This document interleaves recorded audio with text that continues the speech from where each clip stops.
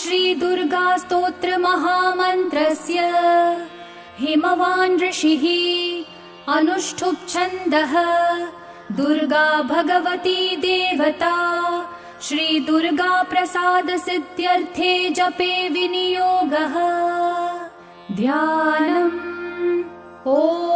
ह्रीं कालाभ्रामां कटाक्षैररिकुलभयदां मौलिबद्धेन्दुरेखां शङ्खं चक्रं कृपानं त्रिशिखमपि करैरुद्वहन्ती त्रिनेत्रां सिंहस्कन्धाधिरूढां त्रिभुवनमखिलं तेजसा पूरयन्तीं ध्यायेत् दुर्गां जयाख्यां त्रिदश परिवृतां सेवितां सिद्धिकामैः। ॐ शिवाथो मा रमा शक्तिरनन्ता निष्कलामला शान्ता माहेश्वरी नित्या शाश्वता परमा क्षमा अचिन्त्या केवलानन्ता शिवात्मा परमात्मिका अनादिरव्यया शुद्धा सर्वज्ञा सर्वगाचला एकानेकविभागस्था मायातीता सुनिर्मला महामाहेश्वरी सत्या महादेवी निरञ्जना काष्ठा सर्वान्तरस्थापि चिच्चक्षिश्चा त्रिलालिता सर्वा सर्वात्मिका विश्वा ज्योतिरूपाक्षरामृता शान्ता प्रतिष्ठा सर्वेषा निवृत्तिरमृता प्रदा व्योममूर्तिर्व्योम संस्था व्योमधाराच्युतातुला अनादिनिधनामोघा कारणात्मक कलाकुला ऋतु प्रथम जानाभिरमृतात्मः समाश्रया प्राणेश्वर प्रिया नम्या महामहिषघातिनी प्राणेश्वरी प्राणरूपा प्रधान पुरुषेश्वरी सर्वशक्ति कलाकामा महिषेष्ट विनाशिनी सर्वकार्यनियन्त्री च सर्वभूतेश्वरेश्वरी अङ्गदादिधरा चैव तथा मुकुटधारिणी सनातनी महानन्दाकाशयोनिस्तथेच्यते चित्प्रकाश स्वरूपा च महायोगेश्वरीश्वरी महामाया सदुष्पारा मूल प्रकृतिरीशिका संसार योनि सकला सर्वशक्ति समुद्भवा संसार पारा दुर्वारा दुर्निरीक्षा दुरासदा प्राणशक्तिश्च सेव्या च योगिनी परमा कला महाविभूतिर्दुर्दर्शा मूल प्रकृति संभवा अनाद्यनन्त विभवा परार्था पुरुषारणीः सर्गस्थित्यन्त कृच्चैव सुदुर्वाचा दुरत्यया शब्दगम्या शब्दमाया शब्दाख्यानन्द विग्रहा प्रधान पुरुषातीता प्रधान पुरुषात्मिका पुराणी चिन्मया पुंसामिष्टदा पुष्टिरूपिणी भूतान्तरस्था कूटस्था महापुरुष संज्ञिता जन्म मृत्यु जरातीता सर्वशक्ति स्वरूपिणी वाञ्छा प्रदानवच्छिन्न प्रधानानुप्रवेशिनी क्षेत्रज्ञा चिन्त्य शक्तिस्तु प्रोच्यते व्यक्तलक्षणा मलापवर्जितानादि माया तृतीयतत्त्विका प्रीतिश्च प्रकृतिश्चैव गुहावासा तथोच्यते महामाया नगोत्पन्ना तामसी च ध्रुवा तथा व्यक्ता व्यक्तात्मिका कृष्णा रक्ता शुक्लाय कारणा प्रोच्यते कार्यजननी नित्यप्रसवधर्मिणी सर्ग प्रलय मुक्ता च सृष्टिस्थित्यन्तधर्मिणी ब्रह्मगर्भा चतुर्विंश स्वरूपा पद्मवासिनी अच्युताह्लादिका विद्युत् ब्रह्मयोनिर्महालया महालक्ष्मी समुद्भाव भावितात्मा महेश्वरी महाविमान मध्यस्था महानिद्रा सकौतुका सर्वार्थधारिणी सूक्ष्मा ह्यविद्या परमार्थदा अनन्तरूपानन्तार्था तथा पुरुषमोहिनी अनेकानेकहस्ता च कालत्रय विवर्जिता ब्रह्म जन्माहर प्रीता मतिर्ब्रह्म शिवात्मिका ब्रह्मेश विष्णु सम्पूज्या ब्रह्माख्या ब्रह्म संज्ञिता व्यक्ता प्रथमजा ब्राह्मी महारात्रि प्रकीर्तिता ज्ञानस्वरूपा वैराग्य रूपैश्वर्य रूपिणी धर्मात्मिका ब्रह्ममूर्ति प्रतिश्रुतपुमर्थिका अपां योनिः स्वयं भूता मानसी तत्त्वसम्भवा ईश्वरस्य प्रिया प्रोक्ता शङ्करार्धशरीरिणी भवानी चैव रुद्राणी महालक्ष्मीस्तथाम्बिका महेश्वर समुत्पन्ना भुक्तिमुक्तिप्रदायिनी सर्वेश्वरी सर्ववन्द्या नित्यमुक्ता सुमानसा महेन्द्रोपेन्द्र नमिता शाङ्करी शानुवर्तिनी ईश्वरार्धासनगता माहेश्वर पतिव्रता संसारशोषिणी शैव पार्वती हिमवत्सुता परमानन्ददात्री च गुणाग्र्या योगदा तथा ज्ञानमूर्तिश्च सावित्री लक्ष्मी श्रीकमला तथा अनन्तगुणगम्भीरा युरो नीलमणिप्रभा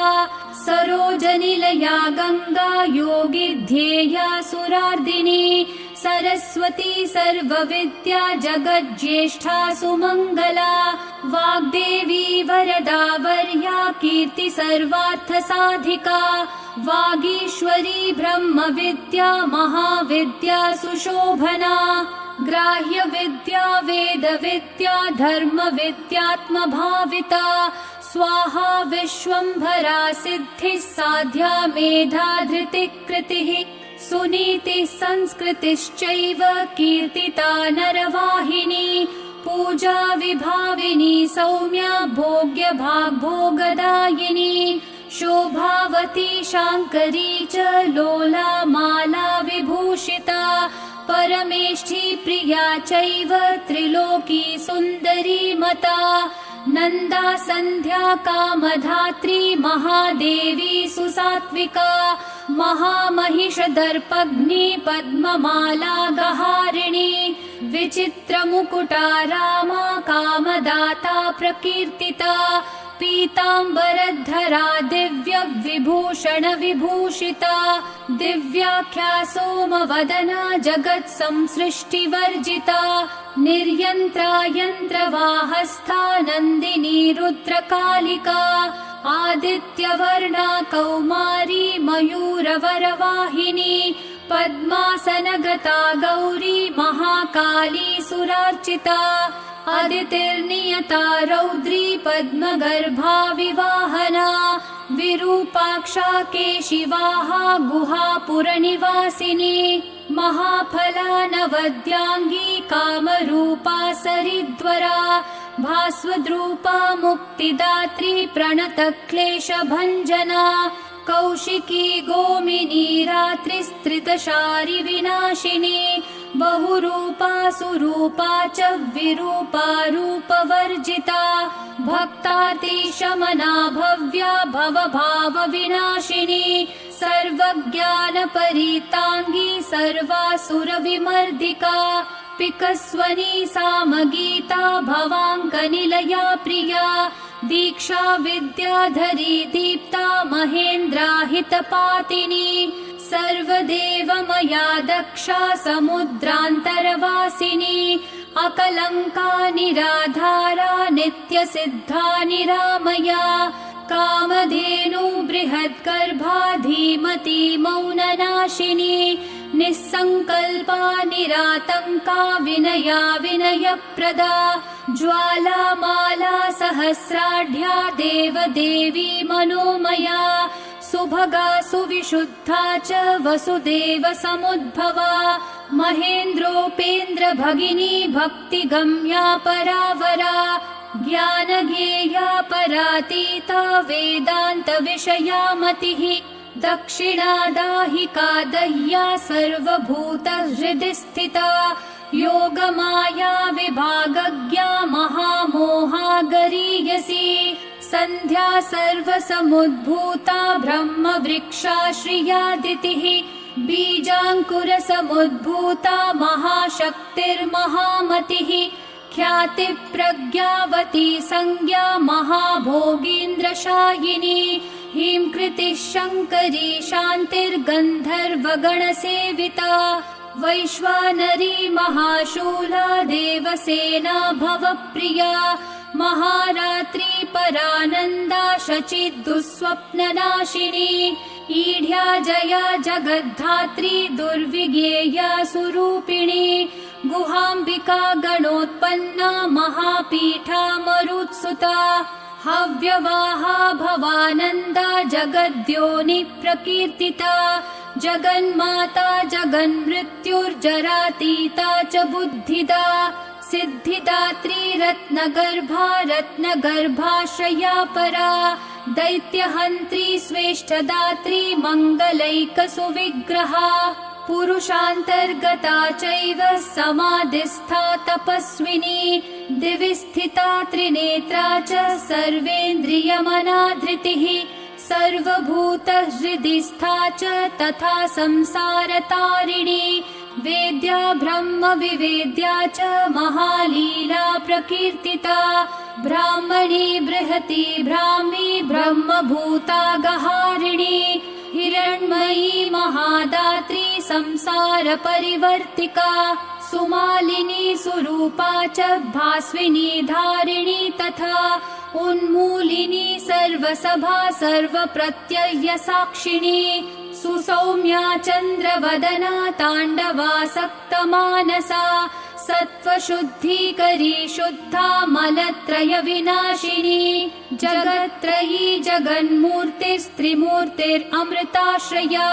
विमानस्था विशोका च शोकनाशिन्यनाहता हेमकुण्डलिनी काली पद्मवासा सनातनी सदा कीर्तिः सर्वभूतशया देवी सतां प्रिया ब्रह्ममूर्ति कला चैव कृत्तिका कञ्जमालिनी व्योमकेशा क्रिया शक्तिर्जिच्छा शक्तिः परागतिः क्षोभिका खण्डिका भेद्या भेदा भेद विवर्जिता अभिन्ना भिन्न संस्थाना वशिनी वंशधारिणी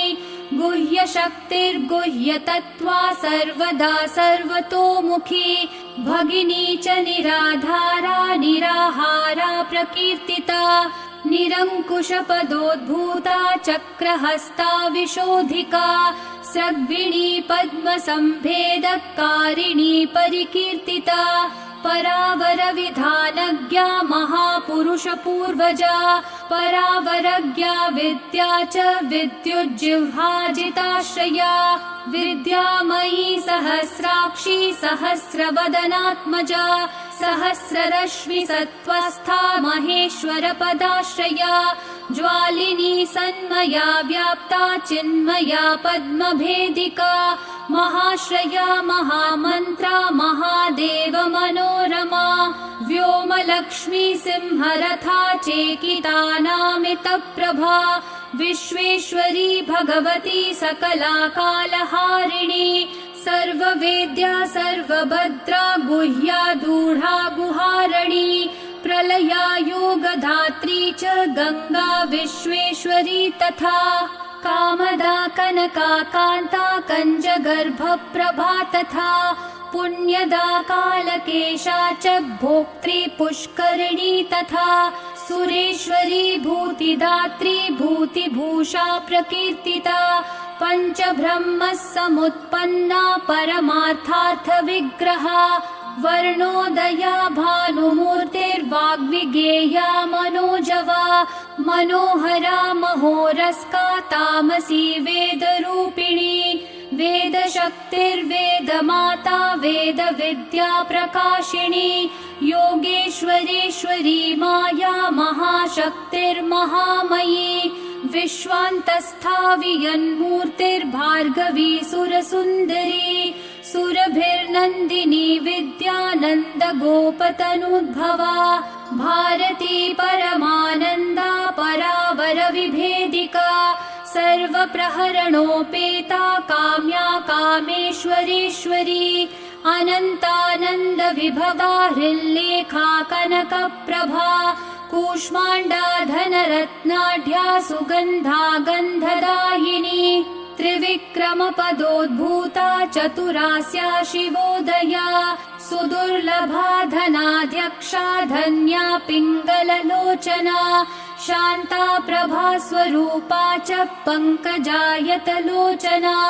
इन्द्राक्षी हृदयान्तस्था शिवा माता च सत्क्रिया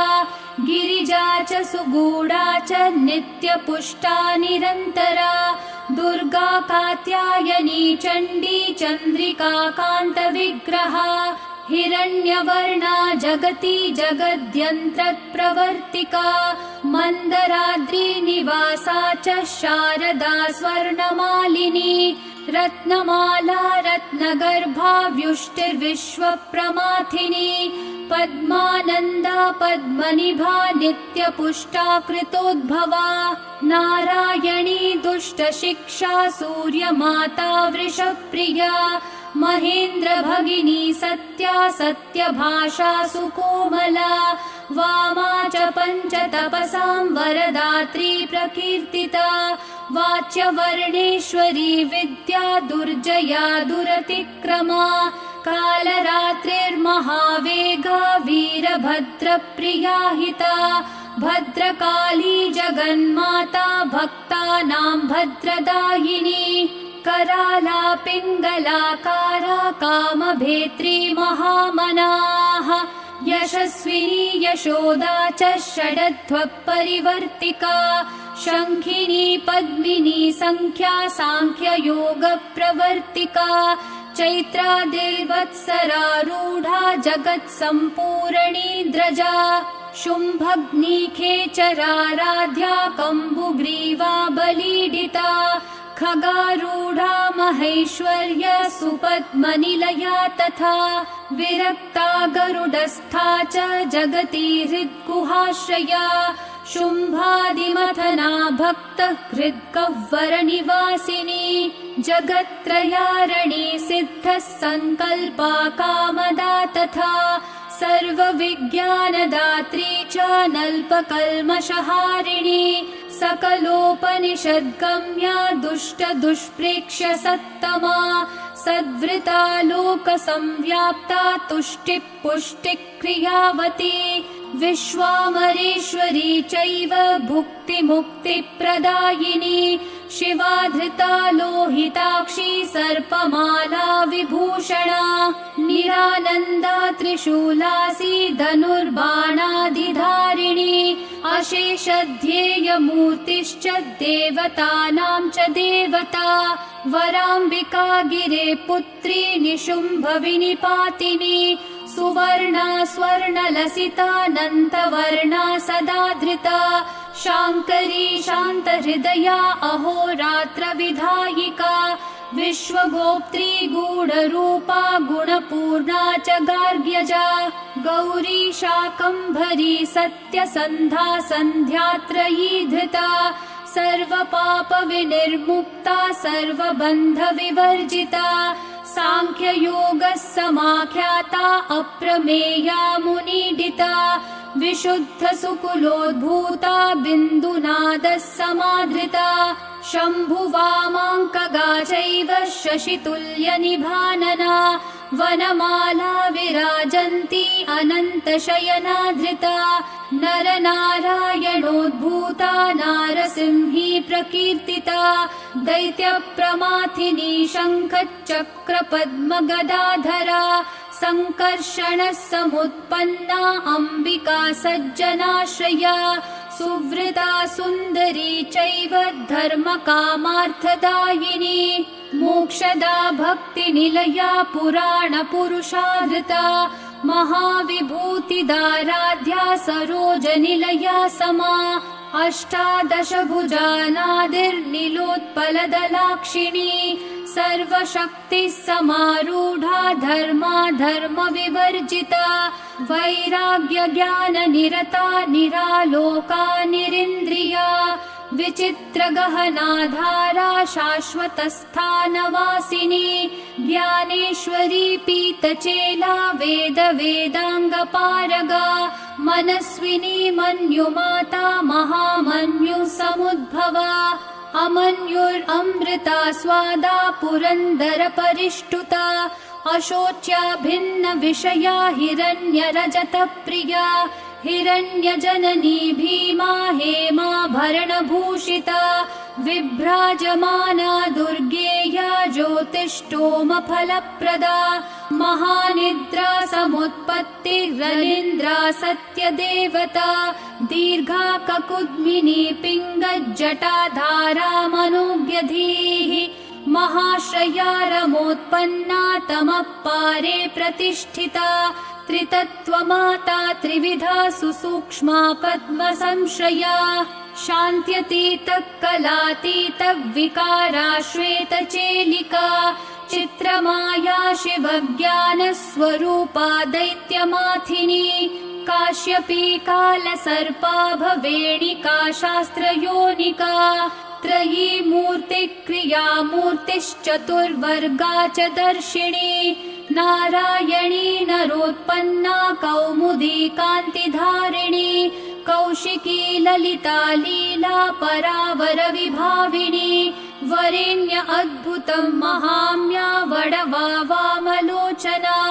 सुभद्रा चेतनाराध्या शान्तिदा शान्तिवर्धिनी जयादिशक्तिजननी शक्तिचक्रप्रवर्तिका त्रिशक्तिजननी जन्या षट्सूत्रपरिवर्णिता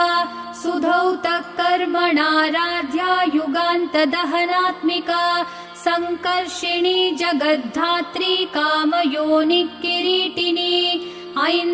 ऐन्द्रित्रैलोक्यनमिता वैष्णवी परमेश्वरी पद्युन्मज्जननी बिम्बः समोष्ठी पद्मलोचना मदोत्कटा हंसगति प्रचण्डा चण्डविक्रमा वृषाधीशा परात्मा च विन्ध्या पर्वतवासिनी हिमवन्मेरुनिलया कैलासपुरवासिनी चाणूरहन्त्री नीतिज्ञा कामरूपा त्रयी तनूः व्रतस्नाता धर्मशीला सिंहासननिवासिनी वीरभद्रा धृता वीरा महाकालः समुद्भवा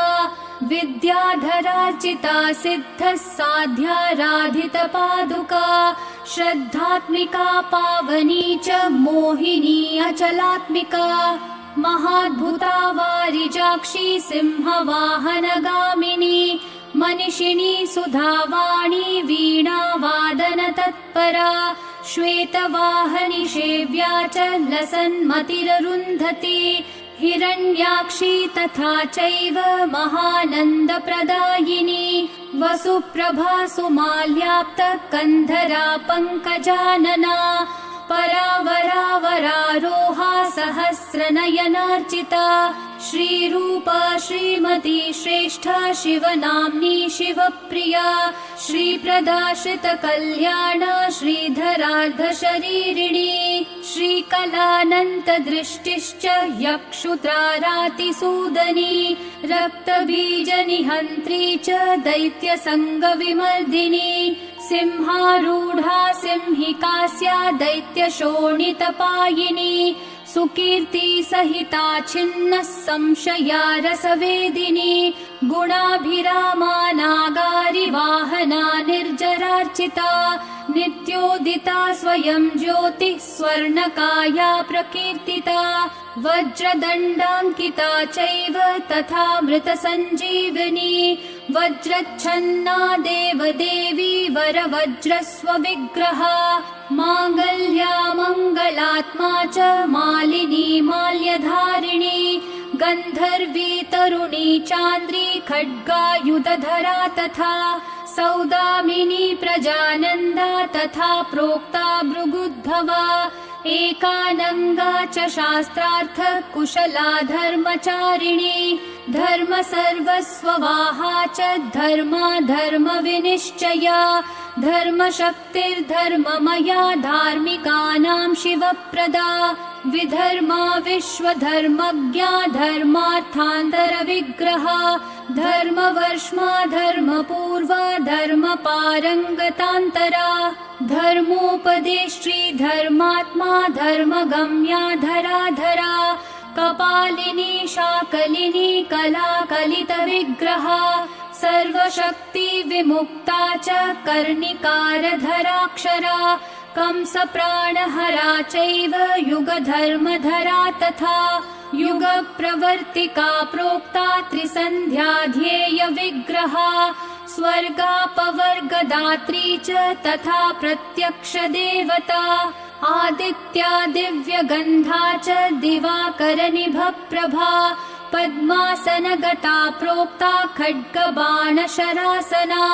शिष्टा विशिष्टशिष्टेष्टा शिष्टश्रेष्ठ प्रपूजिता शतरूपा शतावर्ता विततारा समोदिनी सूर्येन्दुनेत्रपद्युम्न जननी सुष्ठुमायिनी सूर्यान्तरस्थिता चैव सत्प्रतिष्ठत विग्रहा निवृत्ता प्रोच्यते ज्ञानपारगा पर्वतात्मजा कात्यायनी चण्डिका च चण्डी हैमवती तथा दाक्षायणी सती चैव भवानी सर्वमङ्गला धूम्रलोचनहन्त्री च चण्डमुण्डविनाशिनी योगनिद्रा योगभद्रा समुद्रतनया तथा देवप्रियङ्करी शुद्धा भक्तभक्तिप्रवर्धिनी त्रिनेत्रा चन्द्रमुकुटा प्रमर्थार्चितपादुका अर्जुनाभीष्टदात्री च पाण्डवप्रियकारिणी कुमारलालनासक्ता हरबाहूपधानिका विघ्नेशजननी भक्तविघ्नस्तोमप्रहारिणी